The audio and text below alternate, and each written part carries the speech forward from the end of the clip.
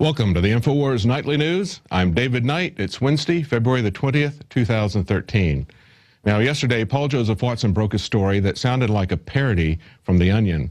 It's about a company making targets of pregnant women, elderly, and even children at the behest of law enforcement. Today, we've got a couple of updates on that. We've got a reaction from a retired police officer. He said, desensitizing the police is training the training of 6 social engineers. He said, you are the target of our out-of-control government. Right here he says, T.F. Stern, writing on his website, The Moral Liberal, states that the cardboard cutouts of pregnant women, children, and elderly citizens for police target practice can only have been created by a sick mind with the intention of having police officers of Homeland Security goons completely disregard humanity. He said law enforcement officers trained for what-if scenarios like robbers, burglars, or just bad guys in general. But he said there's something seriously wrong here. He said police have essentially become domestic standing armies. How will police officers react, he asks, after they no longer believe they are part of a society which they have been charged with policing, when they have become used to shooting pregnant ladies and old men? As odd as it may sound, coming from an old retired cop, if police recognition skills, the red flags that alert to danger, were delayed for a moment, so be it. I'd rather get shot than develop the attitude that all or even most of my neighbors were a constant threat. Well, that's from what a retired cop says. Unfortunately, that is becoming less and less the mentality of the police these days. And in further information today, it was noted by Paul Joseph Watson that the company behind this controversial targets actually has a long relationship with the Department of Homeland Security. In an article entitled, Company Behind Shooting Targets of Children Received $2 Million from the DHS, Paul Joseph Watson notes that this company that has targets and images of children, pregnant women, and elderly gun owners received almost $2 million in contracts from Homeland Security. Minnesota-based Law Enforcement Training Incorporated brags of its close relationship with the Department of Homeland Security. And while it's not known whether DHS purchased these no-hesitation targets, a company representative admitted to a customer yesterday that law enforcement agencies had requested at least one of the images which depicted a pregnant woman as a threat. A customer who called Law Enforcement, Inc. yesterday told Infowars that the company informed him the targets were strictly for Department of Homeland Security and other law enforcement agencies. Well, I wonder what would happen if somebody started selling, or maybe a target, they started using them at shooting ranges, if they started using targets of Obama or senators exclusively. I wonder how they would feel about that. Perhaps they would feel about the same way that we do as citizens when we see that type of thing being done by law enforcement. Maybe they would send the Secret Service to investigate that. Who knows? They've done that for people who just make verbal threats. This is something that is a bit more than just a verbal threat. Let's take a look at a quick video that really shows some of these targets. Hi, I'm Janet Napolitano, Secretary of the Department of Homeland Security. Homeland Security begins with hometown security.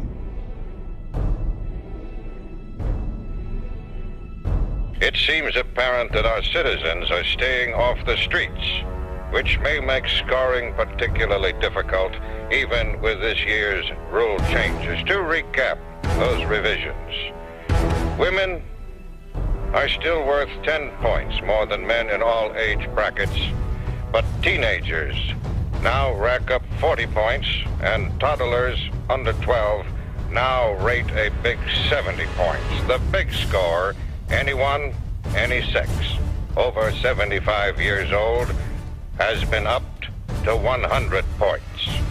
As always, how fast you move determines how long you live.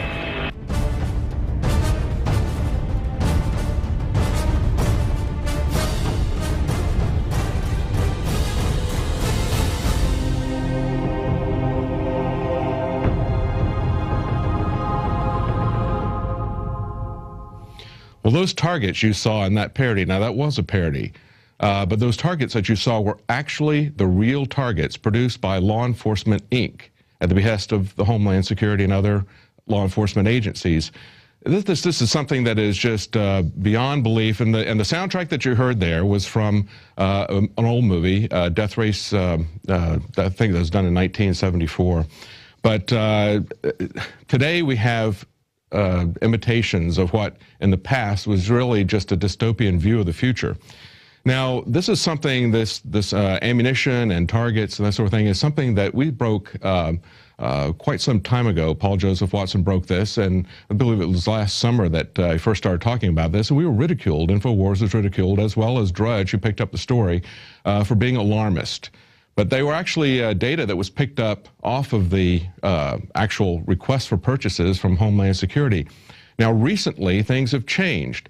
Breitbart has picked it up. Even Mark Levin has started talking about why does the Department of Homeland Security and other federal agencies need such massive amounts of ammunition. As they pointed out, at the rate that we were using ammunition during the Iraq War, this would be equivalent to 24 years worth of ammunition. Now, the Associated Press, at the end of last week, tried to cover for Homeland Security, and they said, well, this is simply target practice. But let's do the math. They're talking about 90 different federal agencies, 70,000 agents that are using this for target practice, and they said that works out to about 15 million rounds a year. Well, that's true, and that's not an excessive number. That's only about 200 per agent. We have to ask, though, do we really need 90,000 agents who are trained to shoot? And isn't this something like scores of agents who are harassing our people and eating out their substance? Do we need another Declaration of Independence? But take a look at that number, the 15 million. What hasn't been reported is that is about, if they were to buy that and buy ammunition for those people, and that was the gist of the AP story, was that they were buying ammunition and doing it in bulk so they could save money. But how much bulk do they need to get? At 15 million rounds a year, which is what the AP said they were using, that would be 133 years worth of target practice. 133 years. Do they really need to buy 133 years worth of ammunition for target practice in order to save a little bit of money? It's ridiculous. No, actually, it looks like the target is really you. And as we see with these targets that have come out, it looks like the American public is the target. And it looks like, even beyond that, they're buying massive amounts of ammunition in order to dry up the supply of ammunition for the American public. Now, if you remember at the beginning of the Obama administration, right after he took office, they stopped selling. They issued an order for the Department of Defense to stop selling once-used brass into the civilian market. And that was going to affect in a large way the price and the availability of ammunition. Now, we had two senators who kicked back against that. Senator Baucus and John Tester kicked back against that. But now it comes to light that as recently as December 2012, this policy that had been reversed after the senators protested it, this policy is now still in effect. We have Fort Drum in New York, the actual Army garrison, is now recycling their brass in a different way. They're spending money to crush it into raw materials and selling those raw materials at a much reduced rate to China.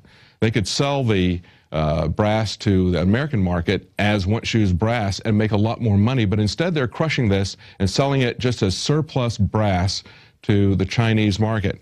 This is, we have an article here where someone has written to, it's a site called congress.org, and encourages people to get involved and write their congressman. And what we just had on the screen there was someone's letter talking about the history of what happened with this recycled military brass and asking their congressman, as well as Obama, to abide by the law.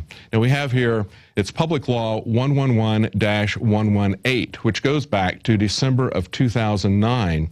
And we have on the document cam here, if we can pull it up, that law says in section 8019, it says that to demilitarize or destroy small arms ammunition or ammunition components that are not otherwise prohibited from commercial sale under federal law unless the small arms ammunition or ammunition components are certified by the Secretary of the Army or designee as unserviceable or unsafe for further use.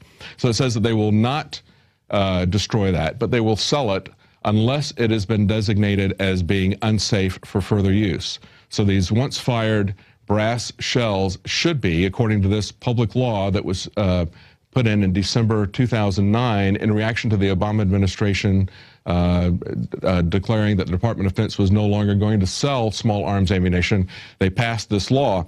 Now we find in the 2012 document, if you can get a shot of this, this is from Fort Drum in New York, and this is their plans for integrated solid waste plan management.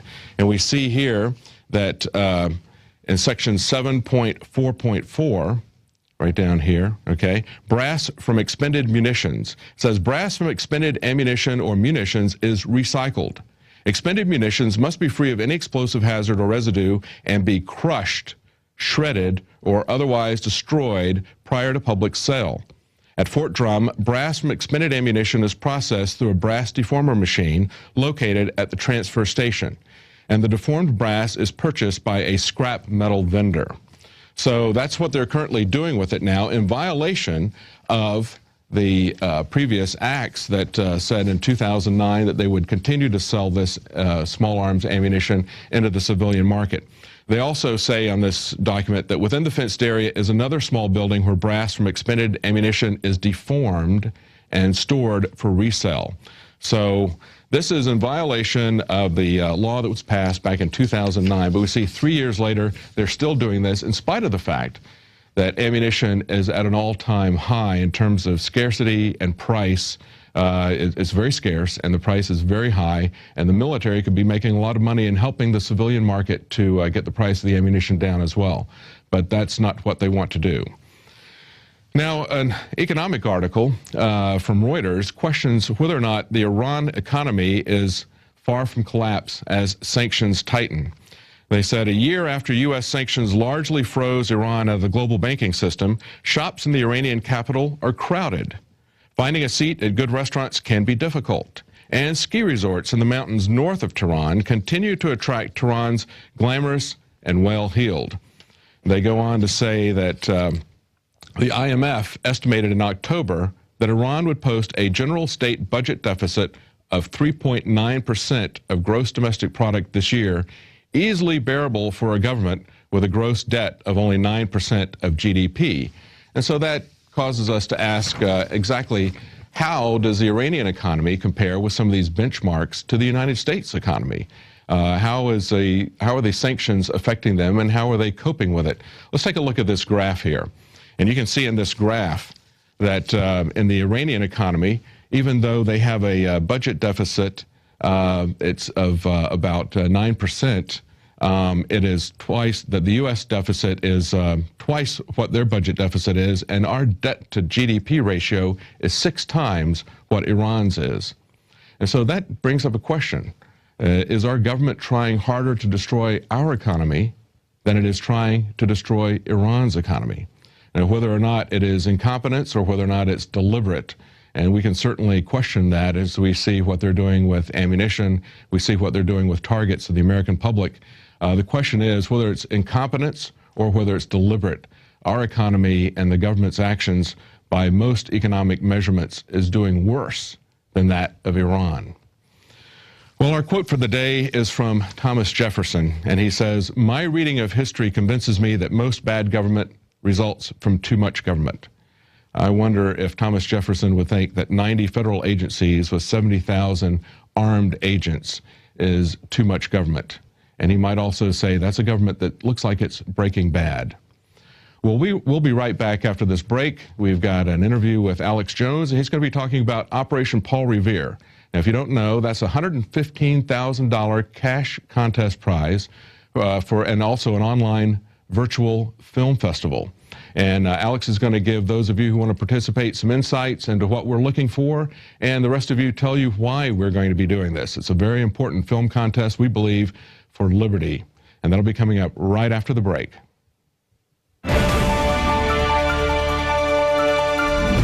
Infowars.com is proud to introduce the new Infowars skateboards by Alien Workshop.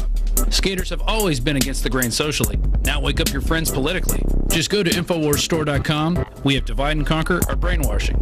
Then take your deck to your local skate shop, pick out your own trucks, your own wheels, and then hit the streets and wake some people up. Here is legendary skateboarder Jake Nunn. This one has a lot more concave than I have on my board, and I like concave. It makes it easier to turn and feel the board. It's pretty cool. I mean, it's almost the same shape as mine. It's not really a sport, and it's not really art. It's just kind of freedom, you know? I've listened to Alex Jones for a long time, and I love what Infowars does. I've always loved Alien Workshop, too. Like, I think it's kind of cool you guys got together. This one's pretty nice. Definitely one for the wall, one for the collection. Also good to skate. Get these limited edition decks at InfowarsStore.com. This is Jake Nunn. Get these beautiful new skateboards at Infowars.com. Alien Workshop collaboration. Good stuff.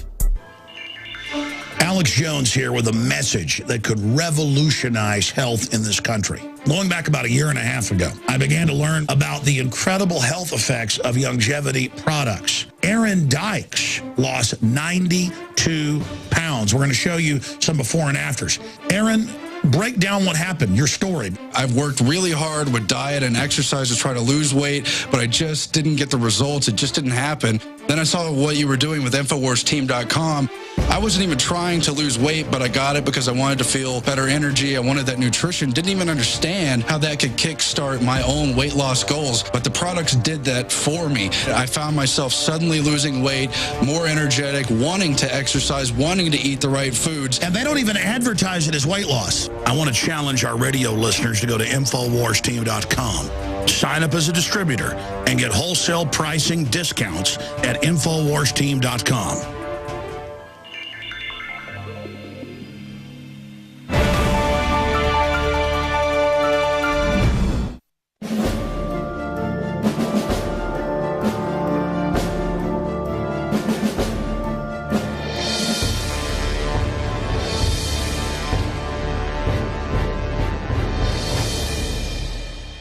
Operation Paul Revere, the largest film contest out there right now. $115,000 in cash prizes, as well as an opportunity to get before a huge audience. If you're a film professional, this is your chance to get to hundreds of thousands of people on just our YouTube channel.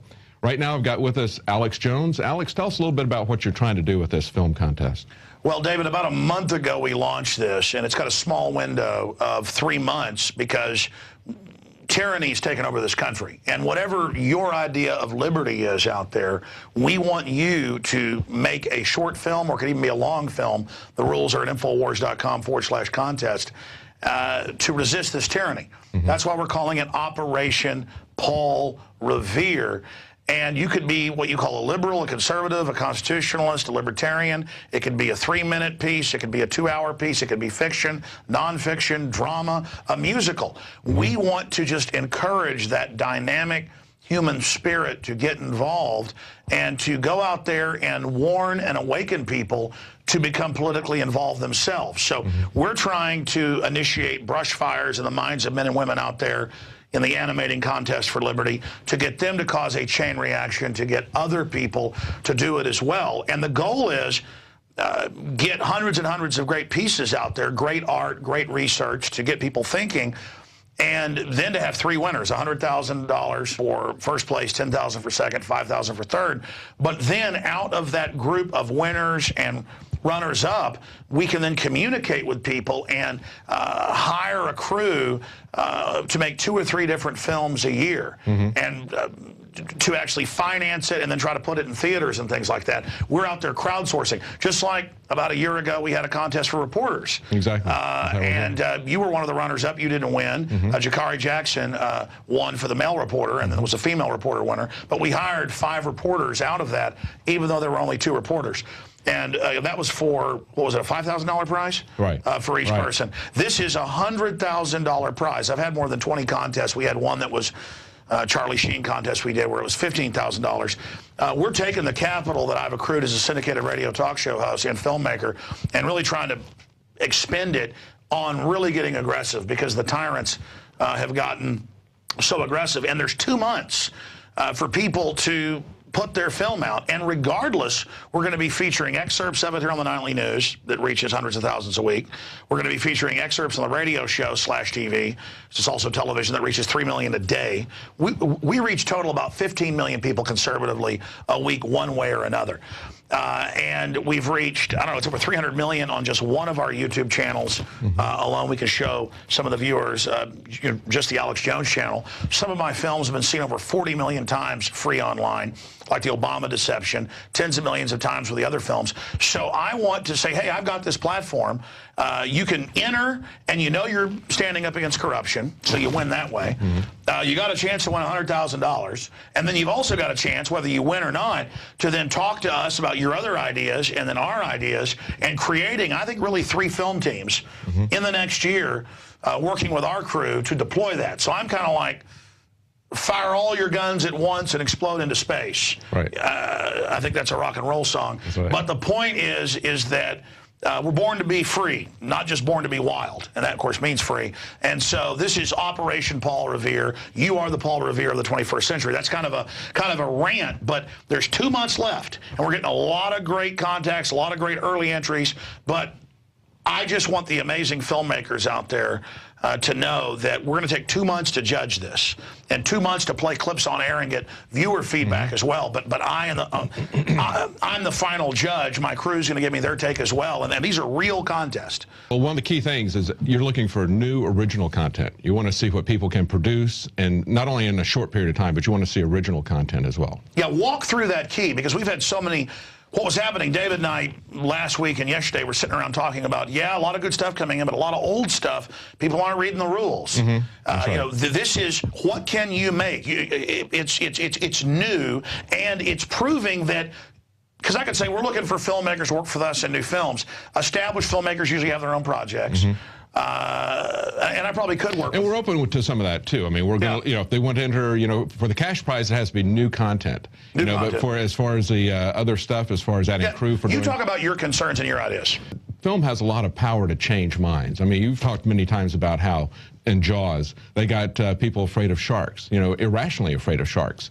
In Dr. Strangelove, okay, they ridiculed fluoridation of water, you know, really made it look kooky. So you can do a lot of things. You could take Brazil, where they took authoritarian governments, ridiculed them, but really made a strong point about authoritarianism. So a story has a really powerful way to affect people, to really change hearts and minds. And right now we got a lot of people who are just willing to give up their liberty for the promise of security. So I think this is, you know, in terms of what's your target audience? What are you trying to, you know, when you want to wake people up, what are the people, you're looking for people who are asleep, right, that you want these films to reach out to? Well, again, David, that's why I'm so glad you're here and we're part of the last contest, because you're really a smart guy. He just crystallized everything I tried to say in 5 minutes. This is a big deal. We've got the bad guys, the big corporations, the globalists, out there financing all this tyranny, all this garbage, all this pro-war, anti-liberty, anti-family garbage, pro-drone, pro-surveillance state, pro-GMO. But then you do see there are good people out there like Terry Gilliam and others who are putting films out like Brazil. We need to see more of that. We need to see the creative force out there turned loose and realizing that there are other people out there as well that are doing this. So our target audience is basically everybody, but particularly those that are somewhat awake, but that don't really get the big picture. And so really, my target audience is trying to get people to creatively realize they have power and that there is an information war going on and that people need to get involved. Really, it's, I'm a Paul Revere, you're a Paul Revere. We're trying to get other Paul Reveres to take action, to trigger other Paul Reveres, to have a societal shift to the fact that the authoritarians are really taking over and we're in great danger. So, you know, when we say target audience, it's to awaken the sleeping giant. It is to engage in a Paul Revere event. And it could be any topic, you know, out there. It could be smart meters, Second Amendment. It could be 20 subjects. It could be what's happened to a personal family. I mean, there's just so many ideas. This is a giant brainstorming session we're having with $115,000 in the middle of it. But that's only there to signify this is important. Right. And it could be any kind of issue, like you mentioned before. It could be somebody that's on the left, somebody's on the right, somebody's libertarian. You know, it's whatever their issue is with personal freedom, right? It's what you're looking for. Well, conservatives don't like secret arrest and torture and NDAA and Patriot Act, but suddenly they're where the so-called left was just 5 years ago with Bush.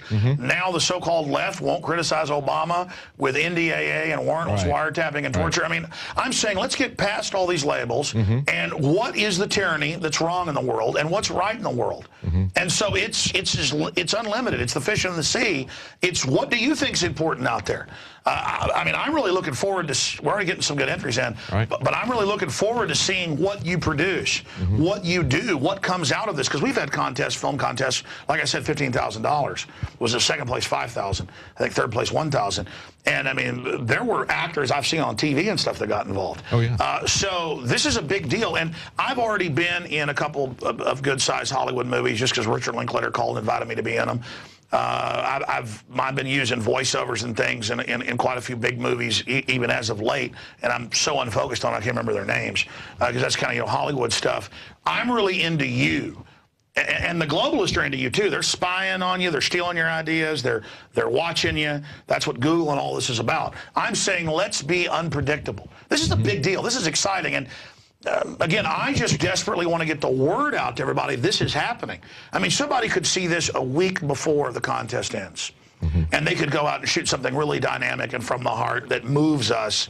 And wow, I want to work with that person. You know, who is the next great Liberty documentary filmmaker? Right, because it's not just about technical values. I mean, that's something we're looking for, but it's also about ideas. You know, it's about the ability to tell a story. You know, if you got a good story, as one person pointed out, a good story is kind of like a tip of the arrow. You know, now the data is the shaft. You know, but the arrow is the thing that pierces somebody, it really makes them stop and think about it, gets them to identify with it on a visceral level, and that's what film can do. I've talked to so many people who've woken up because they've seen documentaries. Well, this has opened up to all kinds of things. It can be a documentary, it can be a fictional account, it can be anything. You go. That's why I'm doing this, and I'm glad you brought that up. Syndicated radio, 17 years, used to reach, you know, 500,000 people a day in like 2000, then 1 million, then 3 million a day.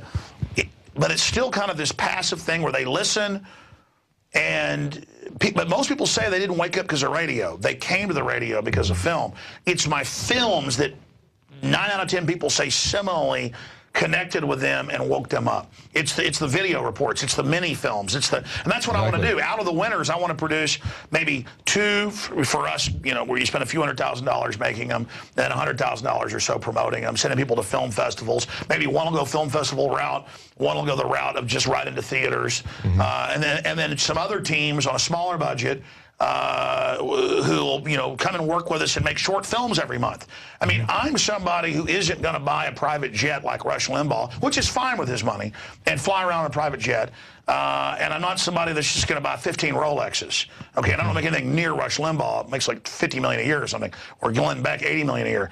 I mean, I make a fraction of that, but I'm trying to take most of that money and try to make more money so I can, I mean, you're here, you see the building and what's going on. I mean, this is the best initiative I can think of. And it's incredibly worthy of your time and energy. So even if you're not a filmmaker and you're watching this, go to the filmmaker message boards. You've got the real people power. Go to the IMDb chats, go to that and tell people, hey, there's this liberty, you know, contest, and it's about whatever your idea of liberty is. In fact, that could be the films. What is your idea of freedom?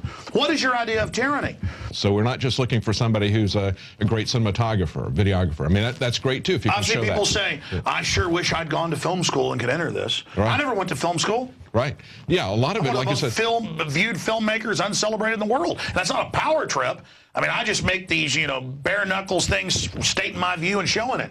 And one of the most viewed in the world. But I don't have the establishment singing my praises, and I don't give a damn. I'm sorry. Go ahead. Well, exactly. That's the thing is, it doesn't have to be a work of art, but it's got to be compelling content. And that's what you produce, is compelling content. And that's what somebody can do just with the power of being able to tell a story. And it could be something very short. You've got this anywhere from 3 minutes to 2 hours. So it can be something like a trailer. It can be a quick example story. It's the essence. It's the spirit. Exactly. Going through some of these other things, any genre. You had product placement was one of the things that you had in there. Tell us a little bit about what you had. Well, yeah. I mean, to get our $115,000 back, because my goal as a free market person, not a crony free market monopolist, monopolist, but as someone who wants to turn the power of the people loose, we need to try to get our $115,000 back and the $10,000 or so we're spending to promote it, and I think it's more than that, and some of the things we're doing. So I guess we have to get about $130,000 back or so on this. And so we need traffic to Infowars.com. We need traffic to PrisonPlanet.com. And so we need somehow in the pieces to promote the websites, because that can get us some ad revenue. The radio show, you know, is Alex Jones on in the background, and you see the website like a TV piece. Is just somebody have a conversation about, yeah, I checked out, you know, Infowars.com or AlexJones.com, or maybe it's something David Knight does, or Jakari Jackson, or Melissa Melton, or Rob Dew, or Paul Watson. Something in the narrative so that something comes back to us, because I've always learned if I don't try to get something back on something, then people say, why don't you just give your films away for free? Well, we do. I mean, we put everything up on YouTube and other places, but we have to get some money to build our infrastructure to have contests and things like this. Right. Yeah, there's one film that was at South by Southwest a couple of years ago, and you can watch it on Netflix now. It's a Spanish language film, and you were in that. You didn't even know that you were in that, but it's basically what they'd use as one of your documentaries in the background.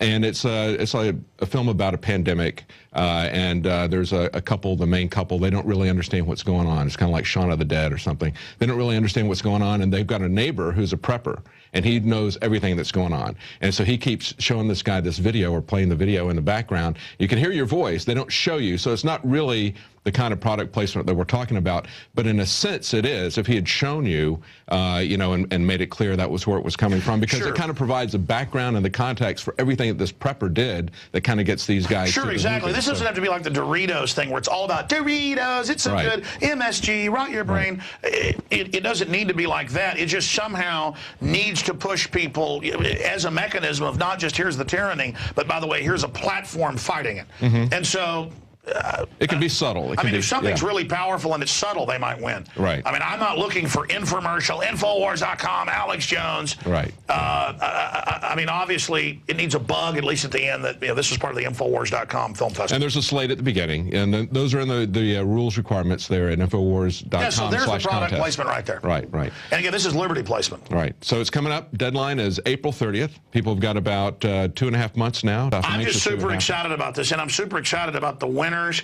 but playing clips on the show. Oh, your point about the film festival. Explain that to people. That's the most important. Well, you know, that's one of the things people are looking for audiences, right? And the Cannes Film Festival, they got a couple 100,000 people go to that, but that's one of the biggest ones. Most of these film festivals, you're only going to have about 10, 15,000 people there. Not all of them are going to see your film. With this, you've got 417,000 people just on your one YouTube channel. And that's just the subscribers. Right. So, I mean, one of the things that's really key for filmmakers is they want an audience. They want people to see their work, and this is a great chance for people to see what they can do. It's kind of like an online virtual film festival. And I hadn't thought of that, but I mean, that's exactly what it is, a giant online virtual film festival where the public, a radio show, a giant YouTube channel, they see your work, we debate it, we talk about it, you got a chance to win $115,000. Filmmakers, they want to make films. If they want to make films, you want to make films. You want to make a lot of films every year. So this is a chance, like you said, to get their work out in front of people, make some money, have a good chance of making some big prize money, and have a chance to do a lot of film work. I mean, that's, you know, what could be better than that? Close out here, because I want you to be able to make your points and your impassioned plea to folks with the logic, not just my points, because there's quite a few of them there. Go ahead and recap things, and thanks for having me on the show. Well, I think, you know, we talked about the power of Hollywood to change things, and the fact that you've got movies like The Dark Knight can be used to condition people to be irrationally afraid of something like going to a football game without being patted and scanned down by the TSA. You know, you present that image, and that sticks in people's hearts, sticks in their minds. We can do that sort of thing with positive images. Think of something like Schindler's List, or think of The Hiding Place, Corrie ten Boom, someone who helped hide people from the Nazis and eventually was captured herself and sent to a concentration camp, but lived to tell about it.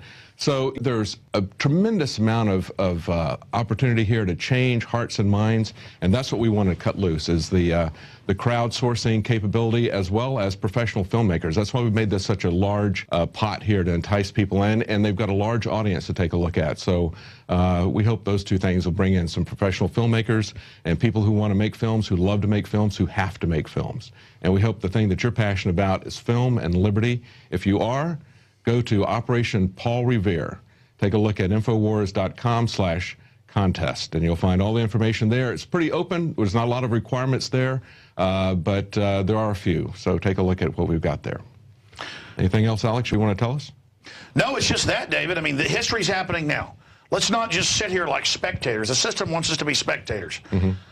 You may have been a guy that made commercials. You may be a woman who's made short films. You may be a film student who's never made a film. You may be a local newscaster. Just think of a narrative in your mind. There's hundreds of films I want to make, but I'm too busy building the platform to be able to put films out to be able to do it. I mean, it's unlimited. In fact, one of my most frustrating points in my life I've analyzed when I get angry and I'm not happy, because I'm normally a very happy person, is that I'm not able to express all my ideas. I'm not able to do the things I want. I mean, it's just so many of them. I really want to be a filmmaker. I really want to go make real films that are art and not just hardcore info that have still touched people. But because of the tyrants, I've got to focus on this. So I'm saying, let's kick these people's asses together. I mean, you've got passion, you've got skills out there, and you need to use them against these people. They're using it against us, against you. Awaken, sleeping giant. You are the Paul Revere. You are the resistance. And David, that's it. So I guess that's it for this edition of Infowars Nightly News. You want to take us out? Well, that's it for tonight. Join us tomorrow night. We'll be here at 7 o'clock Central, 8 p.m. Eastern.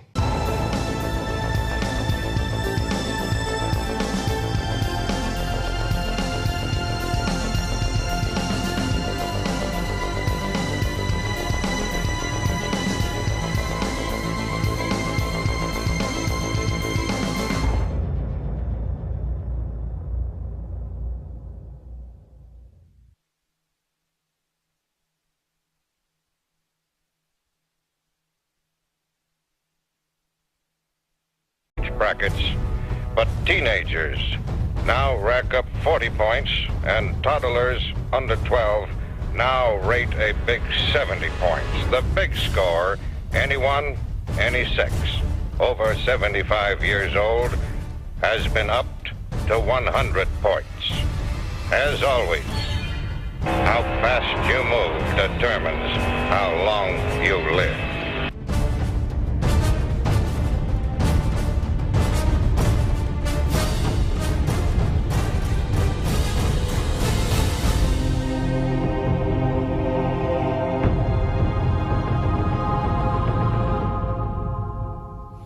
Well, those targets you saw in that parody, now that was a parody, but those targets that you saw were actually the real targets produced by Law Enforcement, Inc. at the behest of the Homeland Security and other law enforcement agencies. This is something that is just beyond belief, and the soundtrack that you heard there was from an old movie, Death Race, I think that was done in 1974. But the cop says, unfortunately, that is becoming less and less the mentality of the police these days. And in further information today, it was noted by Paul Joseph Watson that the company behind this controversial targets actually has a long relationship with the Department of Homeland Security. In an article entitled, "Company Behind Shooting Targets of Children Received $2 million from the DHS," Paul Joseph Watson notes that this company that has targets and images of children, pregnant women, and elderly gun owners received almost $2 million in contracts from Homeland Security. Minnesota-based Law Enforcement Training Incorporated brags of its close relationship with the Department of Homeland Security. And while it's not known whether DHS purchased these no-hesitation targets, a company representative admitted to a customer yesterday that law enforcement agencies had requested at least one of the images which depicted a pregnant woman as a threat. A customer who called Law Enforcement, Inc. yesterday told Infowars that the company informed him the targets were strictly for Department of Homeland Security and other law enforcement agents.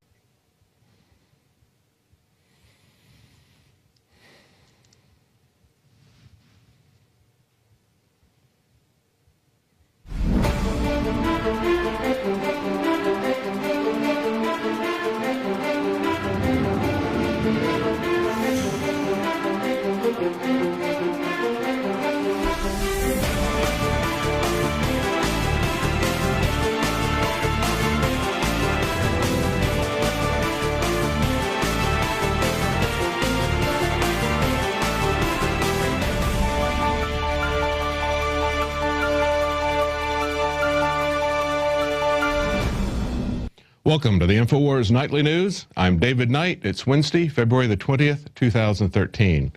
Now, yesterday, Paul Joseph Watson broke a story that sounded like a parody from The Onion. It's about a company making targets of pregnant women, elderly, and even children at the behest of law enforcement. Today, we've got a couple of updates on that. We've got a reaction from a retired police officer. He said, desensitizing the police is seize. Well, I wonder what would happen if somebody started selling, or maybe a target, they started using them at shooting ranges, if they started using targets of Obama or senators exclusively. I wonder how they would feel about that. Perhaps they would feel about the same way that we do as citizens when we see that type of thing being done by law enforcement. Maybe they would send the Secret Service to investigate that. Who knows? They've done that for people who just make verbal threats. This is something that is a bit more than just a verbal threat. Let's take a look at a quick video that really shows some of these targets. Hi, I'm Janet Napolitano, Secretary of the Department of Homeland Security. Homeland Security begins with hometown security.